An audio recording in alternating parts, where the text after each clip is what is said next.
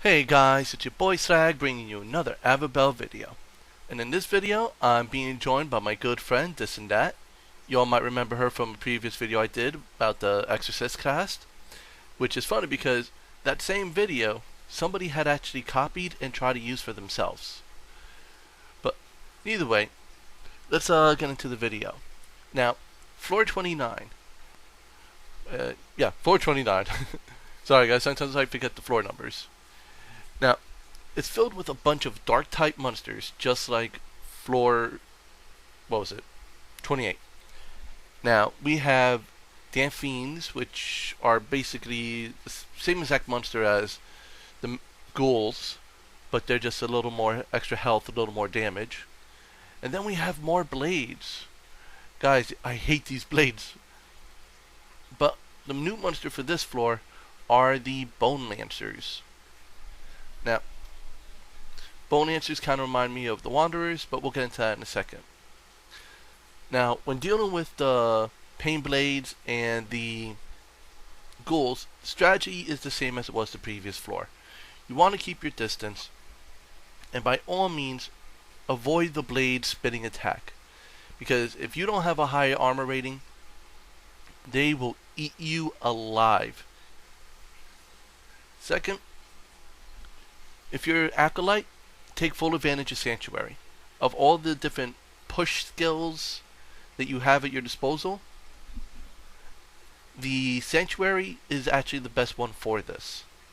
Because while, let's say you have like the Angel Tiara from the Angelus, you have that Stomp move from the Linker, and oh yeah, and let's not forget the hidden from the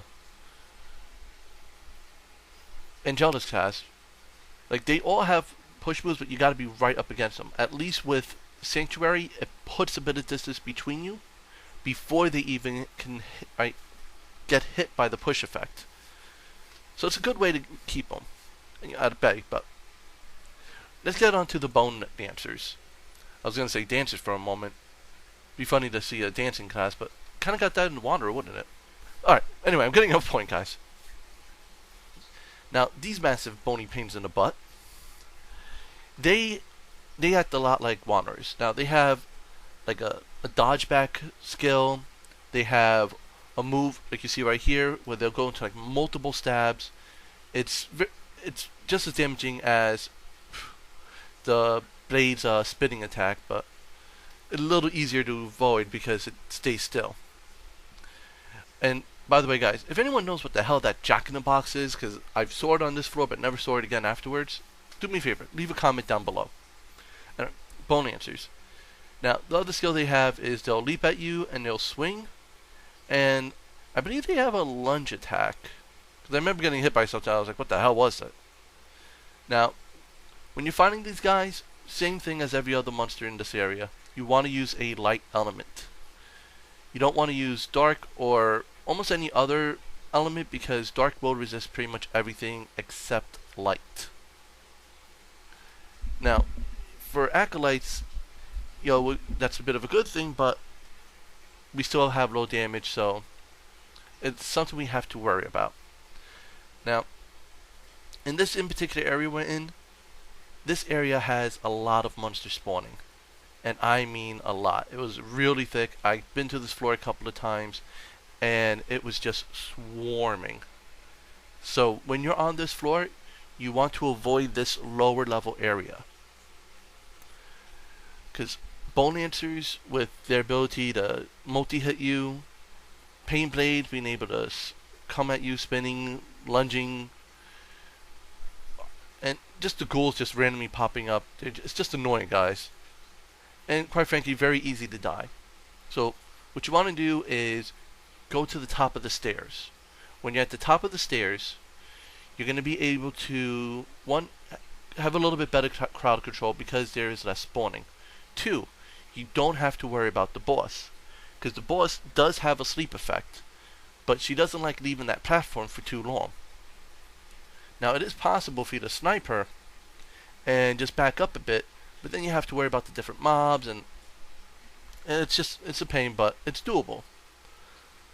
Now, when you do get to the top of the stairs, you can actually, once you clear that area off, once other mobs spawn, you could go around the other side of the stair, and if you're a distance fighter, you can just start picking them off. Which, it does take a while longer, but you are going to be a lot safer.